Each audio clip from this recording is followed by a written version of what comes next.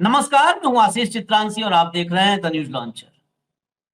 नेपाल में अंतरिम प्रधानमंत्री चुन लिया गया, शपथ विधि हो गई, सब हो गया। अब शांति है। 2 दिनों की अराजकता, विद्रोह, तख्तापलट के बाद शांति है। लेकिन इस शांति के बीच कुछ खबरें ऐसी हैं जो हमारे लिए बहुत जरूरी है। हमारे लिए मतलब आशीष चित्रांशी के लिए नहीं, भारत के लिए बहुत जरूरी। नेपाल में गोदी पत्रकारों के साथ मारपीट हुई है। ये खबर आपने कहीं न किसी ने आपको दिखाया होगा, न बताया होगा। लेकिन गोदी पत्रकारों के साथ मारपीट, इसमें बहुत जश्न मनाए जैसा नहीं है। हम तमाम सवाल उठाते हैं इन पत्रकारों पर, हम मुखालफत करते हैं, आलोचना करते हैं। लेकिन ये हमारे लिए बहुत बड़ा तमगा नहीं है, मेडल नहीं है कि हमारे पत्रकार, हमारे देश के पत्रकार विदेशों में पीटे जा रहे हैं। और इसलिए पीटे जा रहे हैं कि वो मतलब मारपीट से पहले खुल करके आरोप लगाया जा रहा है कि भारत की जो मीडिया है वो इतनी पतित, इतनी घटिया हो चुकी है कि वो अपने देश के डेमोक्रेसी तो नाश कर ही रही है, आस पड़ोस के देशों में डेमोक्रेसी का नाश कर रही है। ये खुलेआम कहा जा रहा है। इतना नहीं, हमारे देश में एक एएनआई एजेंसी है, सबसे मतलब प्रचंड, जो सबसे नंबर 1 पर है, जो मोदी जी का सब कुछ ए टू जेड सुबह उठने से रात में सोने तक सब दिखाती है। उसकी संपादक है स्मिता प्रकाश। वो यहां भिड़ी पड़ी हैं। वहां के मीडिया हाउस से, चाहे अवंतीपुर हो, चाहे टीवी का मीडिया हो, उन सबको फूंक दिया। वहां जेन जी जो भी कथित रूप से जो प्रदर्शनकारी हैं, यहां वो भिड़ी पड़ी हैं। हेगड़े साहब सुप्रीम कोर्ट के बहुत सीनियर एडवोकेट है, उनसे भिड़ी भिड़ी पड़ी है। और उनको उस भिड़ंत में हेगड़े साहब ने उनको मतलब ए से जेड तक पूरा समझा दिया। लेकिन गोदी समझते नहीं। ये तब तक नहीं समझेंगे, वाकई मैं इस बात को दिल से कह रहा हूं, जब तक अपने देश के लोकतंत्र को बिल्कुल गर्त में न पहुंचा। और इनका पाप कभी नहीं क्षमा होगा। हम लोग का जो होना है हो जाएगा, इनका पाप कभी खत्म नहीं होगा। इसको, इसके लिए कोई कोई इसके लिए क्षमा नहीं है और न प्रायश्चित है इसके लिए। इसके अब इन सारी खबरों को देखते हुए अखिलेश अखिलेश यादव, वही मैंने कहा हेगड़े साहब, दिग्गज वकील, इन सब ने चेताया है, देश को भी चेताया है। मोदी, गोदी, सुप्रीम कोर्ट, वोट चोर, सबको चेताया है। तो सब लोग गौर से देश विरोध की जो अपनी अपनी परिभाषा गढ़ रहे हैं देशद्रोही की, उस परिभाषा को थोड़ा कुछ दिन जेब में रख करके देश हित की बातें सुन ले। इस कार्यक्रम में मैं अपने साथ आज फिर से बलराज मलिक साहब को लाया हूं। मामला जब कानून संविधान का है तो मलिक साहब से बेहतर और मुखर कोई बोलेगा नहीं। मलिक साहब, स्वागत है। मैं जी जरा नमस्कार। 3-4 मिनट, आज हम लोग जनरली शुरू करते हैं तो सीधे मैं आपके पास आता हूं, लेकिन आज 3-4 मिनट लूंगा, कुछ खबरें इंट्रोड्यूस करनी है। जरा पहली खबर दिखाइए, क्योंकि आज हम भले समय थोड़ा हो जाए ज्यादा, लेकिन ये देखिए ब्रेकिंग भास्कर, सुशीला कार्की नेपाल के अंतरिम पीएम, रात 8:45 बजे शपथ, मतलब वो हो गई शपथ। राष्ट्रपति संसद भंग करने के लिए तैयार, इस पर एक था मतभेद। जैन जी कह रहे थे भंग करने के लिए, राष्ट्रपति कह रहे थे संसद भंग नहीं करते हैं, और पार्टियां भी नहीं तैयार थी। नेपाल में भारतीय पत्रकारों के साथ मारपीट, बस इसी खबर पे आप 1 मिनट रुक जाइएगा। इसमें क्या कह रहे हैं नेपाल में हटा दीजिए इसको, यहाँ स्क्रीन से हटा दीजिए, मैं खबर के भीतर बता दूं। नेपाल में सोशल मीडिया बैन और भ्रष्टाचार के खिलाफ चल रहे आंदोलन के दौरान भारतीय पत्रकारों के साथ मारपीट और बदसलूकी की कई घटनाएं सामने आई हैं। आज भी 2 भारतीय पत्रकारों के साथ बदसलूकी और मारपीट की गई, ये खबर है। अब इस खबर के बाद, ये भास्कर की खबर है सर, इसके बाद मैं तुरंत इसी के साथ बीबीसी की एक रिपोर्ट बता रहा हूं। बीबीसी हर जगह जाता है ग्राउंड रिपोर्ट के लिए। ग्राउंड रिपोर्ट में बीबीसी के जो संवाददाता गए, उन्होंने पूरा एयरपोर्ट पर उतरने से लेकर और आखिर तक की पूरी कहानी, जैसे बीबीसी की रिपोर्टिंग होती है वैसे ही लिखी है। उसमें मैं एक पार्ट बताता हूं जो मीडिया वाला है। क्या लिखा है गौर से सुनिएगा, दर्शक भी सुने। जेनजी के विरोध प्रदर्शन में मीडिया भी निशाने पर था। नेपाल के प्रमुख अखबार कांतिपुर के कार्यालय में आग लगाकर उसे खंडहर में तब्दील कर दिया गया है, जो देख रहे हैं वहां पर। जेनजी ने पूर्व गृह मंत्री को जेल से छुड़वा लिया है। काठमांडू की संसद फूंक दी है। दीवारों पर देवनागरी में ओली और प्रचंड के नाम से गालियां लिखी गई हैं।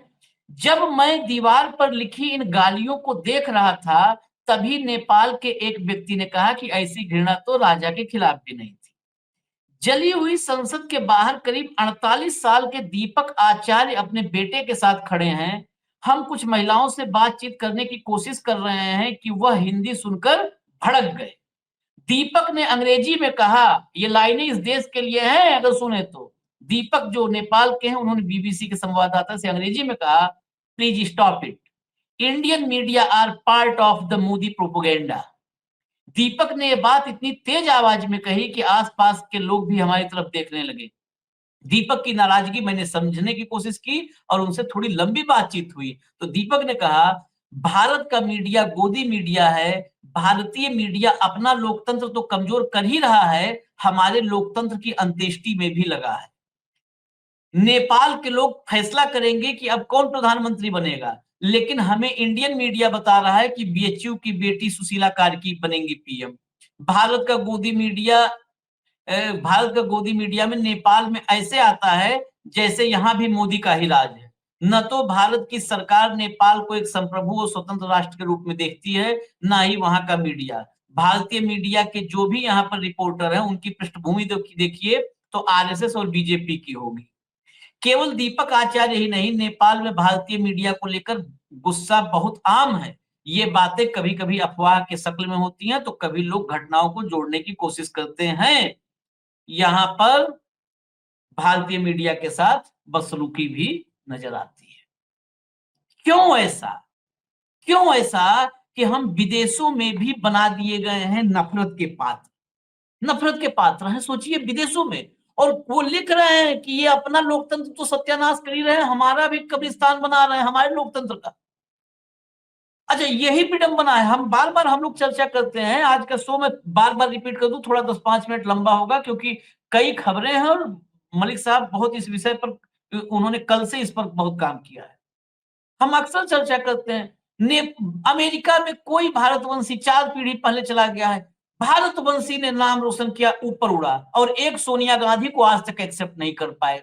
उसकी इज्जत तार तार करते हो बेशर्मो। भारतवंशी कहीं दुनिया में है। सुशीला कार्की बीएचयू में पढ़ी है। बीएचयू पढ़ने से, बीएचयू बहुतों ने पढ़ा है। आज बीएचयू पढ़ने के बावजूद भारत से अगर नफरत कर रहे हैं सब, तो वो सोचो तुम लोग कितना मतलब देश का नुकसान कर चुके हो। अगली खबर लाइए, एक साथ में आता हूं, बस सर थोड़ा सा इंतजार करिए। वोट चोरी की चिंगारी बनेगी 16। अखिलेश बोले भारत में भी होगा नेपाल जैसा हाल, आएगा सियासी भूचाल। अब ये बोलने पर भाजपाई कह रहे हैं देखो देशद्रोही हैं, भड़का रहे हैं, देशद्रोही हैं। अखिलेश ने कहा तो देशद्रोही है, भाजपाई कहेगा तो राष्ट्र निर्माण करेगा। नेक्स्ट दिखाइए, जल्दी जल्दी दिखा दीजिए, नेक्स्ट आ जाइए। ये मसला है सबसे इंपॉर्टेंट। संजय हेगड़े और स्मिता प्रकाश मैंने बताया ना, एएनआई सब लोग अब जानते हैं शायद दल से। स्मिता प्रकाश ने एक ट्वीट किया, this protest was all about free speech, then why burn down media office. ये प्रोटेस्ट तो फ्री स्पीच मतलब अभिव्यक्ति की आजादी, बोलने की आजादी को लेकर के शुरू हुआ था, फिर मीडिया के दफ्तर क्यों जला दिए गए, फूंक दिए गए। ये पीड़ा इनकी आई क्योंकि वहां मीडिया के, अभी मैंने बताया कि मीडिया के दफ्तरों को फूंक दिया गया। संजय हेगड़े साहब देश के जाने माने और ऐसे व्यक्ति हैं जिनके लोग सम्मान भी इनका करते हैं। उन्होंने लिखा, free speech is appreciated, paid propaganda is not. मतलब अभिव्यक्ति की आजादी, आजाद बोल आपके, आजाद आवाज आपकी, वो तो एप्रिसिएट की जाएगी, उसके लिए तो ताली बजाई जाएगी, तारीफ की जाएगी। लेकिन पेड प्रोपोगेंडा, जो पैसा देकर के अफवाहें फैलाई जा रही हैं, पैसे ले करके जमीन बेच के कर रहे हैं लोग, उसको कोई एप्रिसिएट नहीं कर सकता। इस पर स्मिता प्रकाश, भाई स्मिता प्रकाश मोदी जी साथ इंटरव्यू देते हैं तो वो हल्के नहीं है। आज की तारीख में लोग के पास बहुत ताकत है। वो फिर भड़क जाती हैं संजय हेगड़े पर। क्या लिखती हैं, लाइए फटाफट लाइए। Oh so when not appeared appreciated burn it down, यानी जो नॉट एप्रिसिएटेड मतलब तारीफ नहीं करेगा तो उसको जला दिया जाएगा। Legal eagle who advocate vandalism against why they perceive as propaganda, no court of law branded any of them as propaganda, but this gentleman justifies burning down a media house based on his reading of the situation. इस पर जो है उन्होंने कहा कि ये जो महोदय है संजय हेगड़े को लेकर के, इसका सारांश मैं हिंदी में बताऊं कि ये जस्टिफाई कर रहे हैं एक मीडिया हाउस को जला देने पर इस नाम पर, लेकिन प्रोपोगेंडा की कोई कोड, कोई जो है कानूनी कोड वो प्रोपोगेंडा की ब्रांड वो नहीं करता है, ब्रांडिंग करता है, लेकिन जला दिया गया है। चलिए नेक्स्ट लाइए। इसके बाद संजय हेगड़े इस पर बहुत अच्छा जवाब दिए हैं, उसको पढ़िए गौर से। When a media house in Nepal is burned down, why are you getting so nervous about what Indians think about that event? Nepal में एक मीडिया हाउस जला दिया गया, आप इतने नर्वस क्यों हो रही हो? भारतीय क्या सोचते हैं इस इवेंट को लेकर के, मतलब ये जो घटनाक्रम हुआ है। I have not justified any arson, I have only made a distinction between free speech and paid propaganda. मैंने सिर्फ फ्री स्पीच और पेड प्रोपेगेंडा के बीच में एक डिफरेंस बताया, इन दोनों को अलग किया है। If you think the cap fits and want to wear it, who am I to prevent self denunciation. तो अगर आपको खुद इस ये मतलब ये टोपी, ये कैप, एक बेसिकली उन्होंने एग्जांपल से सेट किया कि अगर आपको यही फिट हो रहा है और यही पहनना है तो मैं कौन हूं, मैं कौन हूं रोकने वाला। ये कहानी शुरू हुई एक ट्वीट से नेपाल में मीडिया हाउस। नेपाल में क्यों मीडिया हाउसेज पर गुस्सा फूटा, और उन मीडिया हाउसेज से ज्यादा गुस्सा भारतीय मीडिया को लेकर के क्यों है नेपाल में? जरा आगे एक बचा हुआ है खबर, बची हुई खबर वो दिखा दीजिए, फिर चले हम मलिक साहब के पास। फटाफट लाइए जल्दी। ये देखिए अर्जुन सिंह नेता है बीजेपी के। मैं फिर कह रहा हूं, बंगाल में भी नेपाल की तरह व्यापक विद्रोह के जरिए भ्रष्ट सरकार को उखाड़ फेंकना चाहिए। नेपाल के 18 से 30 साल के युवाओं ने जो साहस दिखाया है, वही साहस बंगाल के बच्चों को भी दिखाना चाहिए। अर्जुन सिंह पर कोई एक्शन नहीं हुआ है, ये खुलेआम कह रहे हैं कि व्यापक विद्रोह, वहां पर तो व्यापक विद्रोह था, हिंसक विद्रोह था। बिल्कुल, और मेरे पास बाइट है, मैं टेक्स्ट दिखा रहा हूं क्योंकि बाइट पर हो सकता है कि कोई कम्युनिटी या यूट्यूब को थोड़ी आपत्ति हो। ये टेक्स्ट है, बाइट भी मेरे पास है, ये खुलेआम कह रहे हैं। और एक लड़का है शर्मा, बुलंदशहर का, ब्रिटेन में लंदन में रहता है, आम आदमी पार्टी के नेता का बेटा है। उसने लिख दिया है यही बात कि नेपाल जैसा कहीं भारत में भी तो नहीं होने वाला है। उस पर एफआईआर दर्ज हुई है कि वो भड़का रहा है। इतनी थिन लाइन है, पता ही नहीं चलता है कि कौन भड़का रहा है और कौन राष्ट्र निर्माण कर रहा है। बस सरकार जिसे चाहती है वो राष्ट्र निर्माण में लगा देती है और जिसे चाहती है उसे देशद्रोही घोषित कर देती है। अब मैं मलिक साहब के पास चलता हूँ। मलिक साहब, अदालत वहां पर सुप्रीम कोर्ट में भी आग लगाई गई है नेपाल में, तो वो सब भी समझना है। मलिक साहब, ये नेपाल की स्थिति, मैं तो इतने कहूंगा, हम लोग संविधान में यकीन करने वाले गांधीवादी लोग हैं, लेकिन नेपाल की स्थिति, हमारा पड़ोसी है, हम उसको छोटा भाई कहते रहे हैं, तो छोटे भाई से बड़े भाई को सीखना तो चाहिए ही चाहिए। नेपाल की इस स्थिति में नेपाल में कौन कौन लोग जिम्मेदार है? मैं भारत छोड़ दीजिए, नेपाल में कौन कौन जिम्मेदार? नेपाल में वो मीडिया जिम्मेदार है जिसको लोगों ने जलाया, वो खुद जलने के लिए जिम्मेदार है। नेपाल की सुप्रीम कोर्ट जिम्मेदार है नेपाल में आग लगाने के लिए, लगवाने के लिए। नेपाल का भ्रष्ट तंत्र, पीएम गृह मंत्री जिम्मेदार हैं युवाओं का की हत्या करने के लिए। मैं तो ये पहले भी कई बार कह चुका हूं, वहां पर मुकदमे में सुप्रीम कोर्ट के, पूरी सुप्रीम कोर्ट का मतलब एक बेंच नहीं होता जिन्होंने बैन लगा दिया सोशल मीडिया पे या बैन को अप्रिशिएट कर दिया। बाकी जज भी जिम्मेदार हैं। पूरी सुप्रीम कोर्ट सभी जजों से मिलकर बनती है। कोई एक बेंच गड़बड़ करता है तो बाकी लोगों की जिम्मेदारी है बड़ा बेंच बना के उसको रोका जाए। और अक्सर होता है ये, जैसे हर इंडिया में भी कुत्ते वाले सीन पे, जो कुत्ते दिल्ली में घूमते हैं जिनको आवारा कुत्ते कह के कोई फैसला दे दिया था, इमीडिएट 2 जजों के फैसले को 3 जजों ने बदला रातों रात। इसीलिए सुप्रीम कोर्ट वहां की जिम्मेदार है क्योंकि जब सुप्रीम कोर्ट की तो जिम्मेवारी उस वक्त है जब आप सरकार में बैठे हुए लोग तानाशाही करें, बदमाशी करें देश के मालिकों के साथ, जनता के साथ, भ्रष्टाचार हो, ब्यूरोक्रेसी में भ्रष्टाचार हो। उस वक्त कॉन्स्टिट्यूशनल संवैधानिक जुडिशरी की ड्यूटी बनती है, संविधान के हिसाब से लोगों के फंडामेंटल राइट बचाना सबसे प्रमुख ड्यूटी है सुप्रीम कोर्ट की और हाई कोर्टों की। संवैधानिक कोर्ट, नेपाल की कोर्ट की भी जिम्मेदारी थी। उन्होंने जिम्मेदारी निभाने की बजाय सरकार की दलाली की। सबसे बड़े दोषी हैं, उनको सबसे पहले गिरफ्तार करना चाहिए। इस दुनिया के अंदर जितने भी सड़कों पे लोगों को आना पड़ता है, और लोगों को नफरत बिल्डिंगों से नहीं है, अखबार की बिल्डिंग से नफरत नहीं लोगों के, उसमें जो काम करने वाले दल्ले पत्रकार जो थे, जिनका काम राइट टू एक्सप्रेशन के तहत जिनको परमिशन और लाइसेंस मिलते हैं।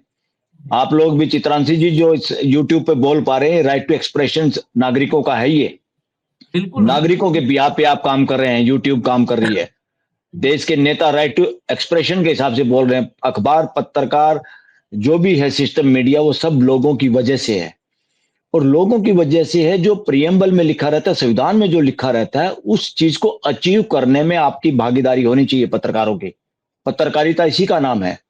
पत्रकारिता लोगों के फंडामेंटल राइट, करप्शन, जो भी जनता के साथ न्याय, संविधान के खिलाफ जो भी काम हो रहा है उसकी आवाज उठानी है, सरकार की चमचागिरी नहीं करना। ये समिता प्रकाश क्या बकवास कर रही है, इसको ज्ञान नहीं। ये ऐसे लोगों को सिर्फ दलाली के अलावा कोई ज्ञान ही नहीं।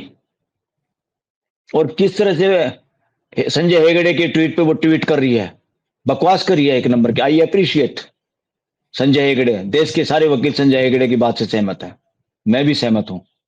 उन्होंने सही कहा है, जो पेड मीडिया, तुम पैसे लेके, पैसे खाके, सरकारी एडवर्टाइजमेंट खाके, जनता का पैसा है वो, किसी के बाप का पैसा नहीं है, किसी सीएम पीएम का पैसा नहीं है, किसी संचार मंत्रालय का पैसा नहीं है, वो पैसा देश की जनता का है। और इंडियन मीडिया को भी प्रियम्बल में जो लिखा हुआ है, न्याय के लिए बात करनी है और अल्टीमेटली फ्रेटर्निटी के लिए काम करना है। पत्रकारों को, स्मिता प्रकाश को भी उसी में करना है। जिस तरह की वो अप्रिशिएट करे, जिस तरह का उसने ट्रोलिंग की है संजय हेगड़े की, वो किसी को खुश करने के लिए किसी के कहने पे की है। इनमें वो रीढ़ की हड्डी नहीं जो बात करते हैं। नाम पत्रकार, नाम लिख लिया ANI, न्यूज एजेंसी है, या आप एक तरह से फेक खबर फैलाना, या सरकार की चमचागिरी करना, या देश के लोगों के, नागरिकों के अधिकारों का हनन कर रहे हैं ऐसी एजेंसियां भी।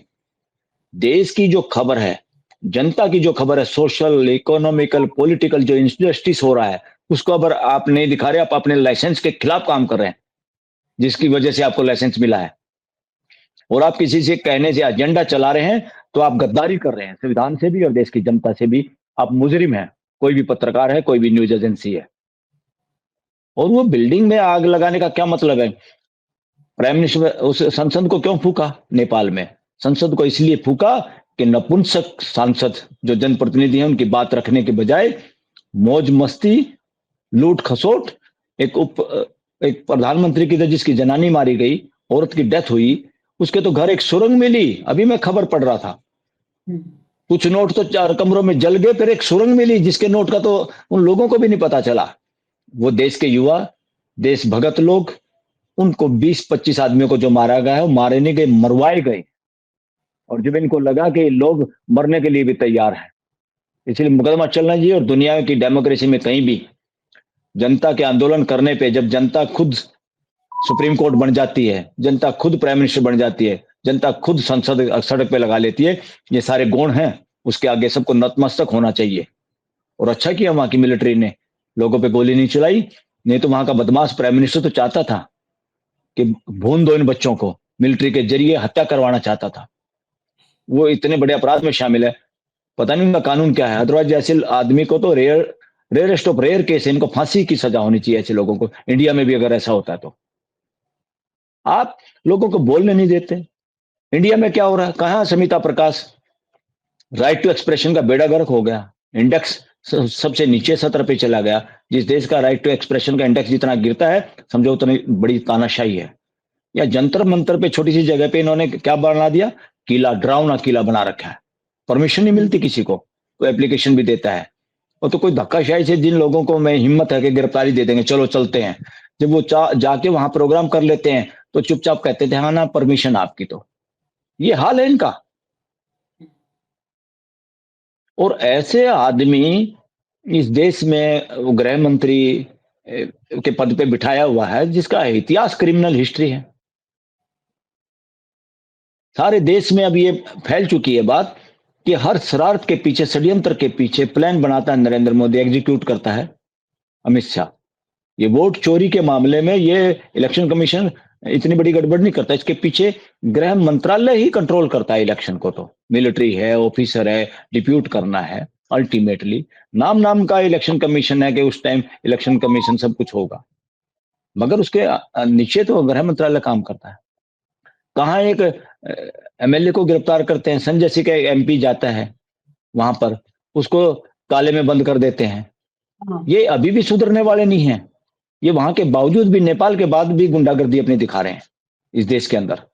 इनको पता ही नहीं, संविधान का पता नहीं, संविधान की रक्षा करने का पता नहीं, तानाशाही और राजशाही में वो करने वाले लोग हैं।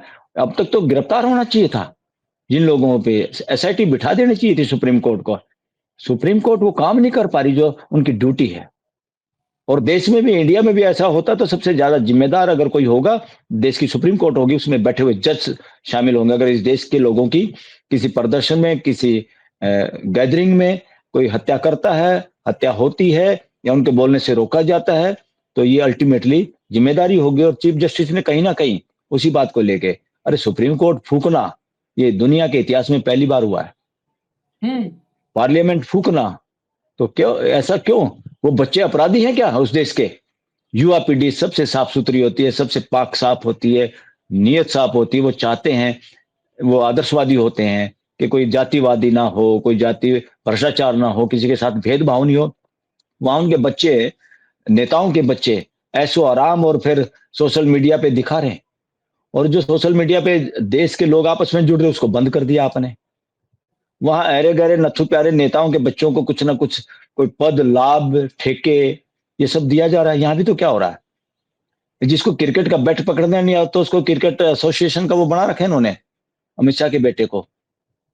ये नेपाल से कम है कि नेपाल से ज्यादा इस देश में हो रहा है भ्रष्टाचार, भाई भतीजावाद।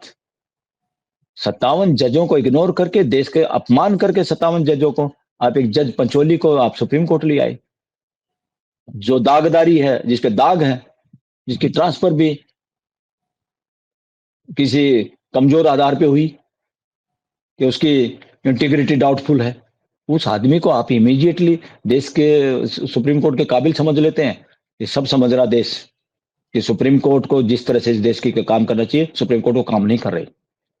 ये हालात देश में ना हो जाए, मैं बार बार चेतावनी दे रहा हूं, चेता रहा हूं हाई कोर्ट और सुप्रीम कोर्ट के जजों को कि आप अपनी ड्यूटी करिए। आप आने वाले कल के चक्कर में मत रहिए। आज आपकी जो ड्यूटी है, प्रेजेंट की ड्यूटी करिए।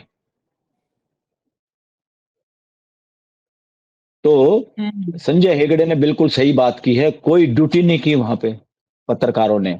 गोदी मीडिया, जैसे हमारा यहाँ का गोदी मीडिया, वहां ऐसे ही वो गोदी मीडिया शब्द तो जहां जहां हिंदी और इंग्लिश जाती पूरी दुनिया समझ रही है।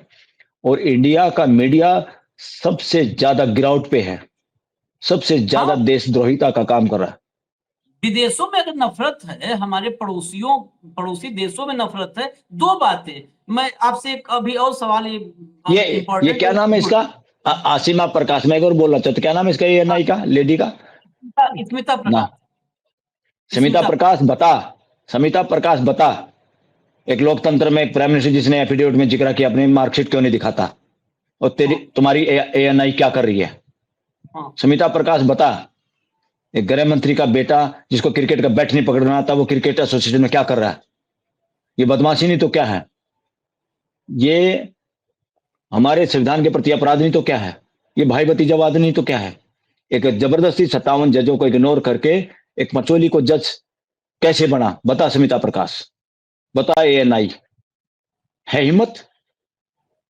आप देश के दम भरते हैं, एएनआई एजेंसी हैं आप एजेंसी देश की जनता के प्रति जवाबदेही हैं या किसी की दलाली करने वाली एजेंसियां हैं? ये लोग हिसाब देना पड़ेगा इनको भी।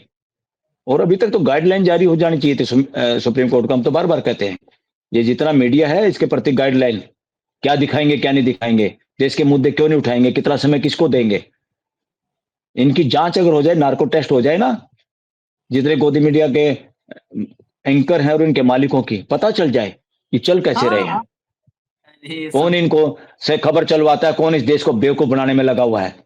तो अपराध और षड्यंत्र में शामिल हैं ये लोग। सब खबर तो अब कहाँ से आती है। लेकिन मैं जो सवाल कर रहा था, मैं ये सवाल महत्वपूर्ण है। आप क्योंकि देखिए भारतीय उपमहाद्वीप है, भारतीय उपमहाद्वीप हम केवल भारत नहीं है, इंडियन सब कॉन्टिनेंट हम कहते हैं, जिसमें पाकिस्तान को भी हम वो जोड़ते हैं, अफगानिस्तान तक हम कहते हैं कि हमारा इंडियन सब कॉन्टिनेंट है। उसमें बांग्लादेश को, उसमें नेपाल को, सब इंडियन सब कॉन्टिनेंट का हम हिस्सा मानते हैं। एक ट्रेंड देखिए, ट्रेंड बड़ा खतरनाक है और ये ट्रेंड कुछ इशारा करता है। बांग्लादेश में जब तख्ता पलट हुआ तो बांग्लादेश में सुप्रीम कोर्ट के जजों को, चीफ जस्टिस तक को दौड़ाया गया। मतलब उन पे जान का खतरा आ गया।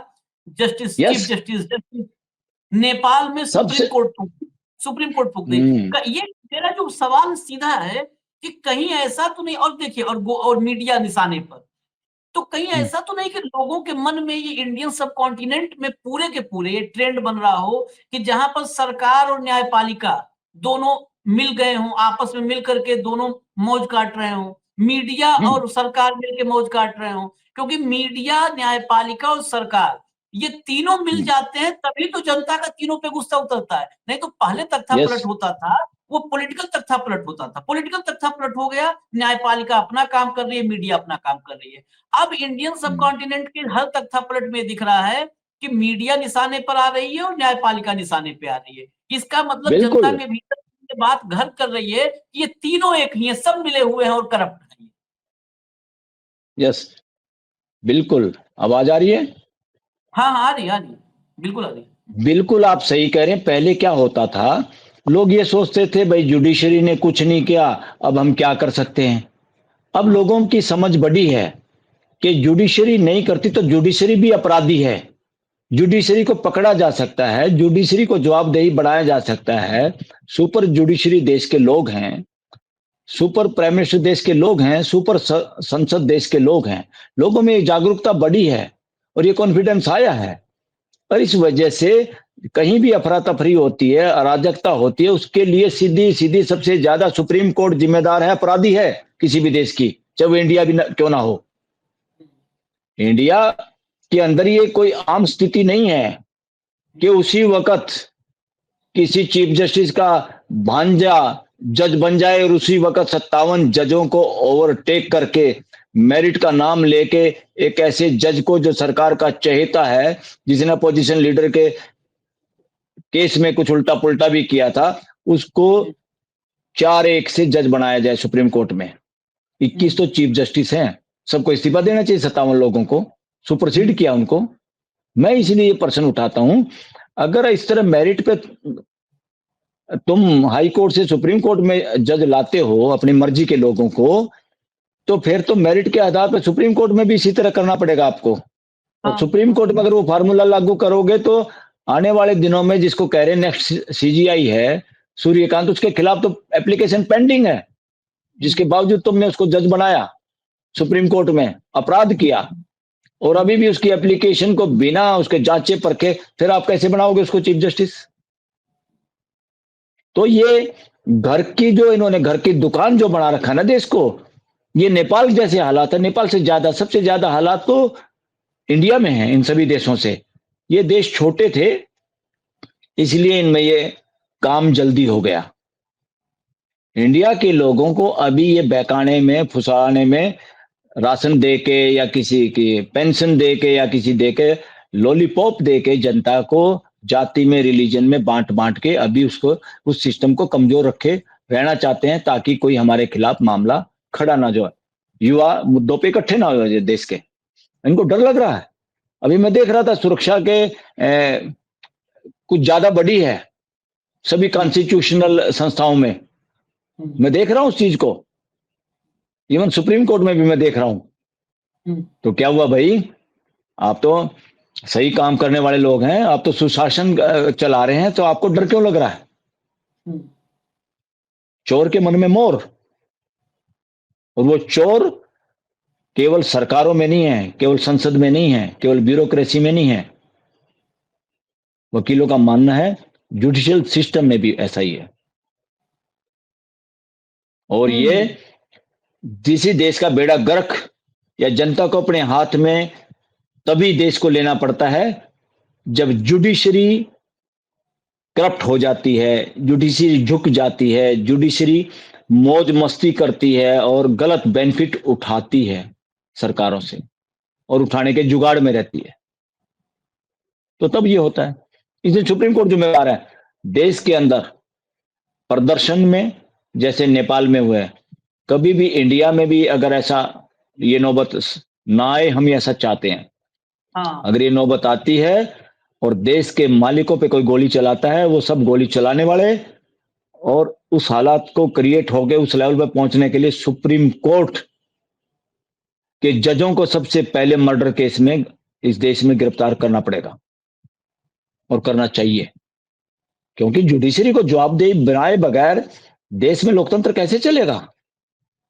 नहीं, एक तो बात सीधी है, अगर किसी भी देश का और खासकर किसी संवैधानिक देश का, जैसे भारत जैसा देश जहां पर इतना बेहतरीन संविधान हमारे जो है पुरखे बना के गए हैं, बाबा साहब बना के दे के गए हैं, अगर सुप्रीम कोर्ट सख्त है, सुप्रीम कोर्ट ईमानदार है, तो कोई भी, मैं नाम किसी का नहीं लेना है कि आज मोदी जी हैं, कल कोई होगा, कल को कोई, पहले कोई रहा है, आज हाँ, वो है, नाम कल से कोई कोई, मतलब नहीं है यहाँ। कोई हाँ, मतलब नहीं। नाम से मतलब नहीं है, या नरेंद्र मोदी अमित शाह से मतलब नहीं है, या किसी चीफ जस्टिस गवई से मतलब नहीं है।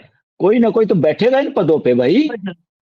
और सुप्रीम कोर्ट अगर हाँ, दुरुस्त है तो कोई भी बैठ जाए सत्ता में और सरकार में, कभी भी वह हाँ। देश और लोकतंत्र पर खतरा नहीं पैदा कर पाएगा, अगर सुप्रीम कोर्ट बिल्कुल आंखें खोल करके और रीढ़ की हड्डी सीधी करके और ईमानदारी से बैठा हुआ है।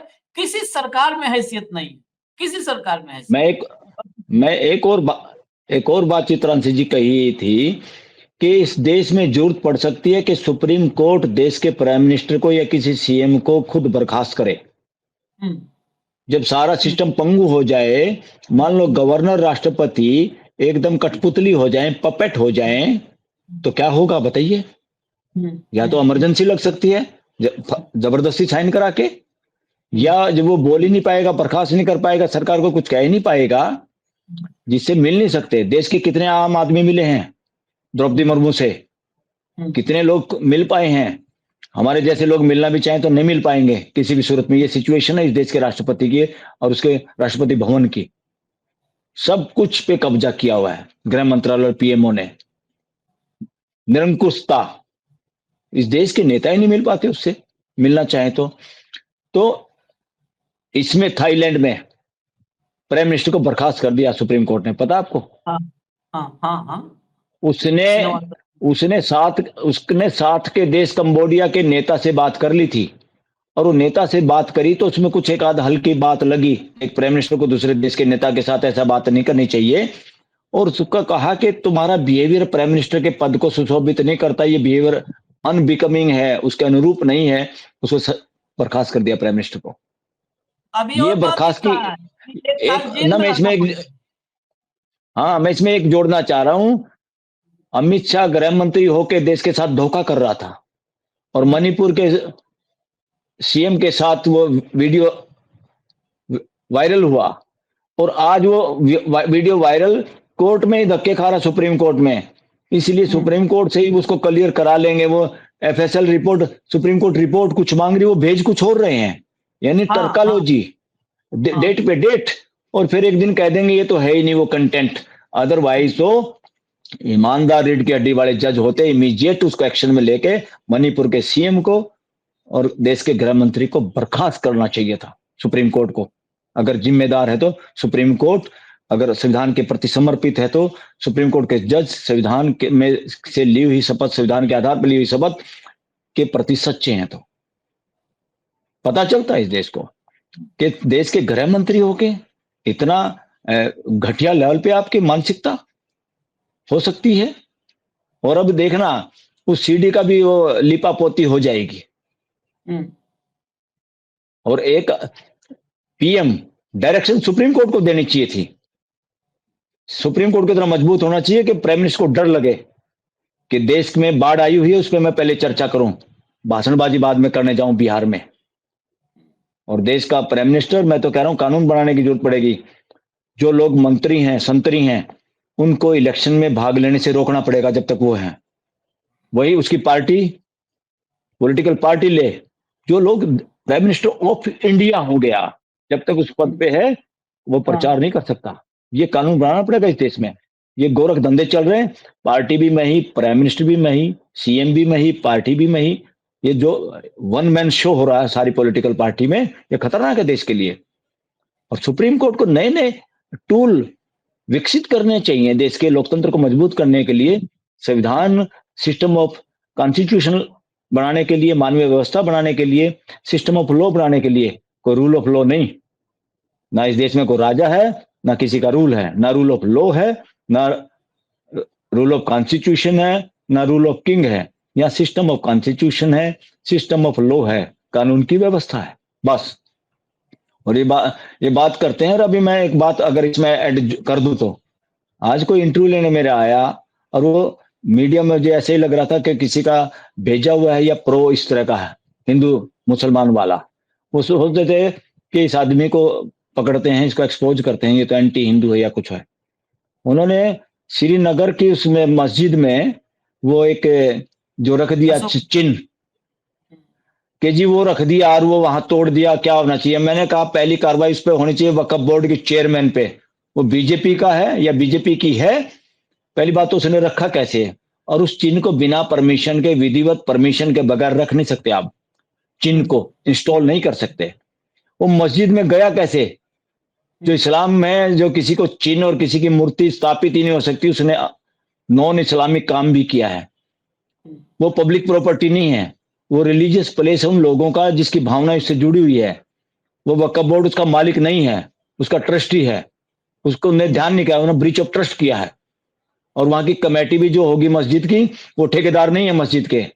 मस्जिद के ठेकेदार हैं वो जनता, जो उसके प्रति वो रखती है, भावनाएं रखती है। मैं कहा उन्होंने दोनों के खिलाफ कार्रवाई होनी चाहिए, इनको गिरफ्तार करके तब पूछना चाहिए किसने ये षड्यंत्र कराया था तुम्हारे से वोट की राजनीति हिंदू मुसलमान पे करने के लिए। वो छोटा सा मुंह लटका के मैं कहा मुझे उम्मीद नहीं है तुम चलाओगे इसको, पर मैं देखता हूं वो चलाएंगे क्या। कानून के हिसाब से मैंने उसका जवाब दिया कि फुद्दू मत बनाओ इस देश का तुम। तो ये सिचुएशन देश के अंदर चल रही है, ये ड्रामेबाजी कर रहे हैं। और इनको कुछ नहीं, बल्कि इनको तो देशद्रोह में पकड़ना चाहिए इन नेताओं को, चाहे उसमें कोई भी हो, चाहे सीएम हो, चाहे पीएम हो, चाहे कोई हो। संविधान से ऊपर कोई नहीं, देश से ऊपर कोई नहीं। इन लोगों की तो देशद्रोह में पकड़ना होगा तो इन लोगों की नजर तो आप पे और हम पे आएगी। अरे देशद्रोही तो ये है, देश की जनता को बढ़ाने में लगे हुए। देशद्रोही तो ओली था, देशद्रोही तो नेपाल की सुप्रीम कोर्ट के जज थे। तभी तो ये हुआ। कहां भाग गए, दे दे भाग गए, कहां बड़े चूहे की तरह बिलों में घुस गए और देश के नौजवानों से एग्रीमेंट कर रहे हैं। अब वो संसद भवन भंग करने की भी बात माननी पड़ी उनको। अब मिलिट्री के सारे शासन होता, मिलिट्री के सारे, मिलिट्री का काम है देश के सुरक्षा बॉर्डर पे करने का। देश के नागरिकों की हत्या करवाने के लिए मिलिट्री नहीं है। पुलिस है लॉ एंड ऑर्डर के लिए, देश के ऊपर गोली चलाने के लिए नहीं है। ना हमारे देश की पुलिस, ना हमारी मिलिट्री इस देश के मालिकों को, देश की जनता पे गोलियां चलाने के लिए। जो उनका दुरुपयोग करेगा, हमारे देश की पुलिस और मिलिट्री इस बात को समझती है, संविधान के प्रति समर्पित है।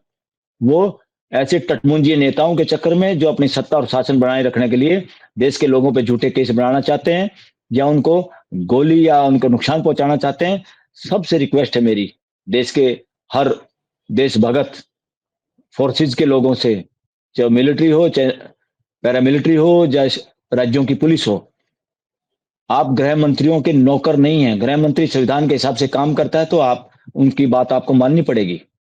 संविधान के प्रति समर्पित रहना है। मगर वो बदमाशी करें उस पद पे, कोई भी उनकी बात मानने के लिए बाध्य नहीं है। ये रिक्वेस्ट भी है और एज एन एडवोकेट सलाह भी है अपने पूरे देश के मिलिट्री, पुलिस और सीआईडी, ईडी, वीडी सबको। आप किसी के पर्सनल नौकर नहीं हैं। हम सब संविधान के तहत काम करते हैं, चाहे मैं एज एन एडवोकेट, चाहे चित्रांशी जी एज ए पत्रकार। हम सारे एक बड़े परिवार के हिस्सा हैं। 145 करोड़ का हमारा परिवार है हम सबको फ्रेटर्निटी के आधार पे काम करना है, फ्रेटर्निटी के आधार पे चीजों को देखना है और कार्रवाई करनी है। किसी का कठपुतली हमें नहीं बनना। बस एक ही लाइन की बात समझ लीजिए सब लोग कि सर्वोच्च है संविधान, उससे ऊपर कोई नहीं है, कोई नहीं है। हमारा संविधान सर्वोच्च है और उस संविधान को इस देश के 140 करोड़ लोगों की ताकत प्राप्त है, उसी में निहित है। 140 करोड़ लोगों की ताकत संविधान में निहित है, तो 140 करोड़ लोगों को बचाना है तो संविधान को बचाना है, क्योंकि वो दोनों एक दूसरे के अभिन्न हिस्सा हैं। हमें इजाजत दीजिए फिलहाल। धन्यवाद मलिक साहब, बहुत बहुत अच्छा, धन्यवाद। एक बात ऐड कर दूं हमारी पूरी हाँ, एडवोकेट फ्रेटर्निटी के लिए। हमारे एवार एसोसिएशन और एससीबीए ने एक बड़ी चिंता जाहिर की है कि भाई सोशल मीडिया और ये वो कुछ लोग वो फिल्म बनाते हैं या सोशल मीडिया पे काम करते हैं, और बहाना क्या बनाया है एक तरह से कि भाई वो इससे क्लाइंट को पटाने के लिए कुछ इस तरह की बातें उन्होंने की, ऐसा कुछ कहा है। मैं अपने सभी वकील साथियों को कहना चाहता हूं और जजों को भी कहना चाहता हूं कि किसी ऐसे झांसे में नहीं आना। एसोसिएशन का काम है देश के राइट टू एक्सप्रेशन के लिए बोलना। एसोसिएशन का काम है हर वकील को एम्पावर करना, हर वकील आगे बढ़े। ये जुडिशियल सिस्टम कुछ जजों के बच्चे या कुछ खास वकीलों की बपोती बन के ना रह जाए। ये देश सबका है, हर वकील इंपॉर्टेंट है देश का। इसलिए सुप्रीम कोर्ट के अंदर, चलो हाई सिक्योरिटी जोन में तो कोई है, अगर सुप्रीम कोर्ट में कोई नया बच्चा वकील आया है और उसने वहां कॉरिडोर में या वहां पे कोई अपना फोटो खींच लिया, तो उसमें क्या बुराई है, क्या नुकसान है? वहां पे कोई एंटी सोशल, एंटी कंट्री काम नहीं हो रहा। आप भी जो नेपाल की सुप्रीम कोर्ट चली थी, तो बार एसोसिएशन है देश के हित के लिए हैं, देश के लोगों के फंडामेंटल राइट के लिए हैं, देश के वकीलों को सब वकील मजबूत वकील बने इसके लिए हैं, सब वकीलों की समस्याएं दूर हों इसके लिए बार एसोसिएशन है, बार काउंसिल है। वो चंद लोगों को अगर उसमें वकालत चमकाएं या चंद लोगों के इर्द गिर्द देश का जुडिशियल सिस्टम घूमे और उसके लिए उनको चिढ़ हो आम वकीलों से, आम वकीलों के बोलने से, ये देश के लिए खतरनाक होगा और ऐसे लोग जिम्मेदार होंगे देश के जुडिशियल सिस्टम को कमजोर करने के लिए, चाहे कोई भी हो। और मैं अपने एससीबीए से भी, एवार एसोसिएशन से रिक्वेस्ट करता हूं, ऐसा कोई स्टेप, ऐसा कोई काम मत करिए, उसमें मत इन्वॉल्व होइए जो देश के सभी वकीलों को एम्पावर होने से, मजबूत होने से रोकता है। हम्म। चलिए, धन्यवाद, धन्यवाद मलिक साहब। सबकी जी, जिम्मेदारी है, चाहे वो एससीबीए हो, चाहे जो है yes yes advocate yes. On record का हाँ एसोसिएशन हो, हाँ हाँ एडवोकेट ऑन रिकॉर्ड हो, हाँ, चाहे और सब। सुप्रीम कोर्ट को भी इस तरह के स्टेप पे सोचना चाहिए और कोई ऐसा स्टेप नहीं उठाना चाहिए जिससे देश के वकील और देश की जनता उनके खिलाफ हो जाए। धन्यवाद, बहुत बहुत धन्यवाद मलिक साहब, बहुत बहुत जी धन्यवाद। नमस्कार। न्यूज़ ऑन साहब, जी चलिए, नमस्कार नमस्कार। नमस्कार।